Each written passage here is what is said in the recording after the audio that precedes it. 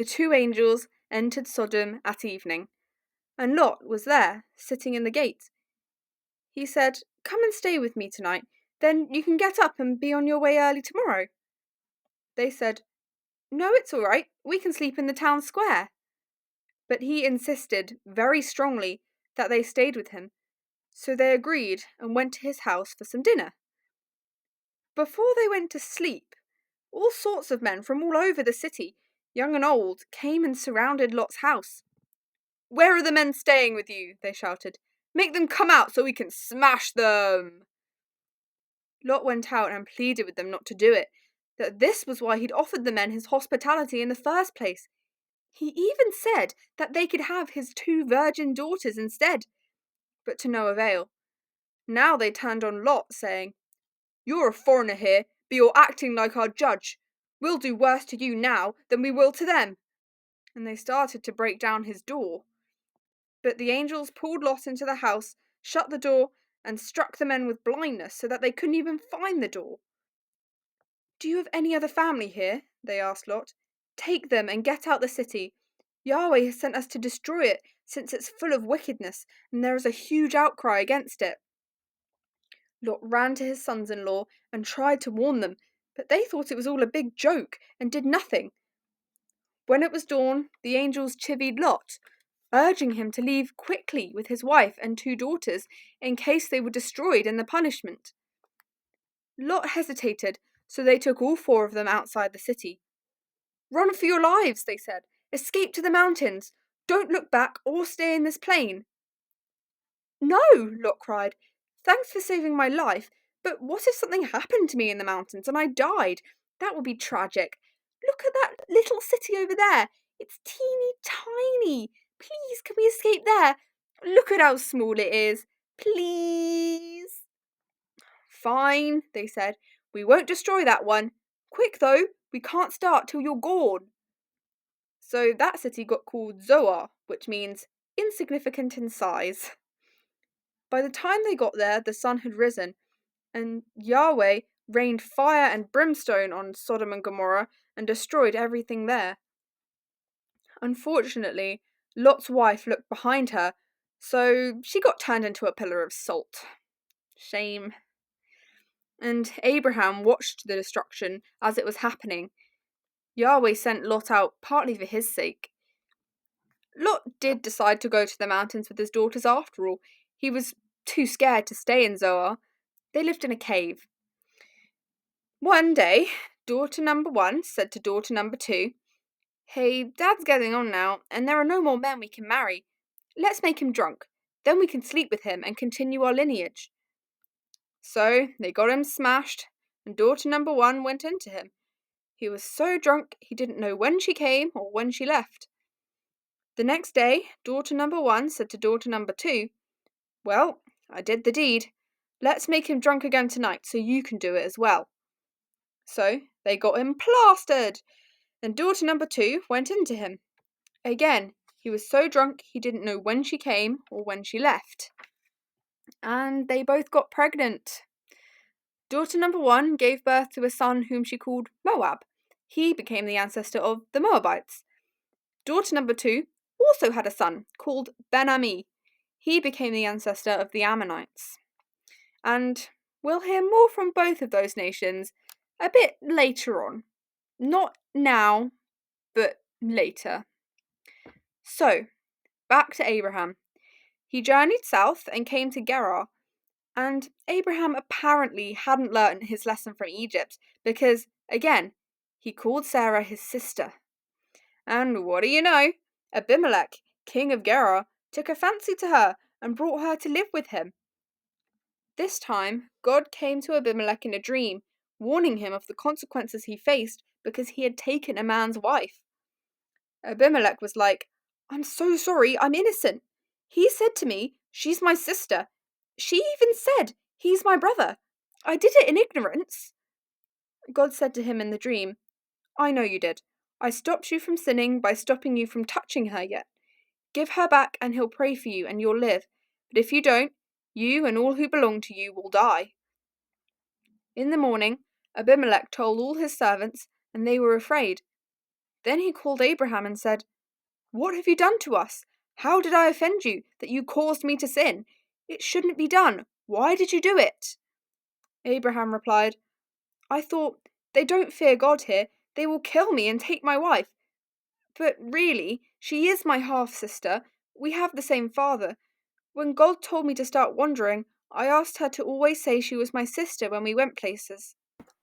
Along with Sarah back, Abimelech gave Abraham lots of livestock and servants. He said Abraham could go where he liked in his land. He told Sarah he was giving her brother 1,000 shekels of silver to cover her part in the offence. Abraham prayed to God, and God healed Abimelech and his wives and concubines so they could have children again, because Yahweh had stopped that because of Sarah. And Yahweh did what he had promised Sarah and Abraham. She conceived and gave birth to a son at the time that God had said he would come. And they named him Isaac, like God had said, and circumcised him, like God had said. Abraham was 100 when he was born. Isaac grew. On the day he was weaned, they held a feast. Sarah saw Ishmael mocking Isaac, so she went to Abraham and demanded he got rid of Hagar and Ishmael. Abraham was distressed because Ishmael was his son too. But God told him to listen to Sarah, because it was through Isaac the promises would be fulfilled. But he would make Ishmael's descendants into a nation too, for Abraham's sake, because he was also his son. Early the next morning, Abraham gave Hagar and Ishmael some bread and water. They left and wandered around the wilderness of Beersheba. After they had finished the supplies, she left Ishmael under a bush and went a short distance away out of sight. She didn't want to watch him die. They both cried. God heard him crying, and an angel called to Hagar from heaven. "What's wrong, Hagar? Don't be afraid. God's heard the boy crying. Go and get him and help him up. I will make him a great nation." Then God opened her eyes, and she saw a well. She filled her skin and gave Ishmael a drink. So God was with him as he grew up and lived in the wilderness, of Paran, to be exact, and became an archer. Hagar found him a wife from Egypt.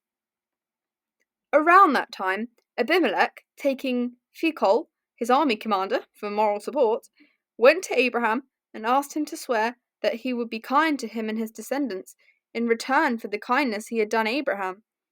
Abraham agreed, though he chided Abimelech because some of his servants had sieved a well belonging to Abraham. Abimelech assured him that he hadn't been involved and didn't know about it until just then. So they made a treaty, and Abraham separated 7 ewe lambs from the flock. "Hey, what's this about?" Abimelech asked. "You'll take them, and there'll be a witness that I dug this well," said Abraham. So the place was called Beersheba, which means well of the oath, or well of the 7. Then Abimelech and Phicol returned to Philistia, whilst Abraham planted a tree and worshipped Yahweh, the eternal God. And Abraham stayed in Philistia a long time. After a while, God decided to test Abraham's faith. He called Abraham and told him to take Isaac, his only son, according to the promises, whom he loved, and sacrifice him on a mountain in Moriah. So Abraham split some wood. Then he, Isaac, 2 servants, and a donkey went there. It took them 3 days to come within sight of it. Abraham told the servants and the donkey to stay there, whilst he and Isaac went and worshipped. He laid the wood for the altar on Isaac, whilst he carried the fire and the knife, and off they went. Isaac had been thinking. "Dad," he said. "Yes, son," Abraham replied. "We have the fire and the wood, but where's the lamb for the sacrifice?" "God will provide the lamb, my son," said Abraham. Eventually they arrived. Abraham set up the altar, then he tied Isaac up and laid him on top. Then he picked up the knife to kill him. But God called out to him from heaven. He said, "Don't harm the boy. Now I know you fear God, since you haven't withheld even your only son from me." Then Abraham saw a ram who had got its horns caught in a thicket. He took it and sacrificed it instead of Isaac, and he called the place Yahweh Yireh, Yahweh will provide. Then God spoke to him a second time. Because you have done this, not withheld your only son from me, I really will bless you and multiply your descendants as much as the stars in heaven and the sand on the seashore. In your seed all the nations of the earth will be blessed, because of your obedience. Then they returned to the servants and went to Beersheba. Sarah died, aged 127, and Abraham mourned for her. He went to the descendants of Heth and said, I know I'm a stranger here. Let me buy some property from you where I can bury my dead. They said, Sir, we honour and respect you. Take the best of our burial grounds. None of us will refuse you. Great, said Abraham. If that's really the case, please speak to Ephron, son of Zohar, for me, and ask him to sell me the cave of Machpelah, which he owns, at the end of his field. I'll pay him full price for it. Ephron spoke to Abraham in front of the people. No, you can have the field and the cave to bury your dead. I'll give it to you.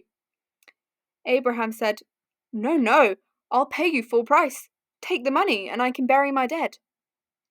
Ephron answered, Well, it's 400 shekels, but what's that between friends? Bury your dead. Abraham agreed to his price and gave him the money, according to the weight standard among the merchants. So the cave and the field became his legal property, and he buried Sarah there. Now, Abraham was getting on a bit, to say the least. He called his oldest servant and made him promise to get Isaac a wife from among his relatives and not from the Canaanites.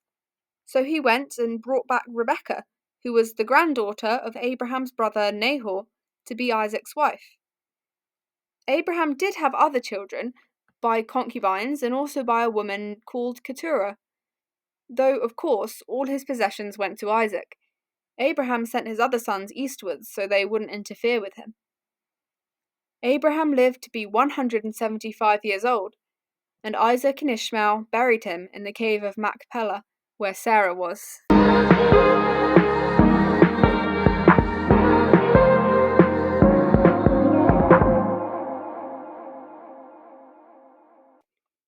Along with Sarah, Elimelech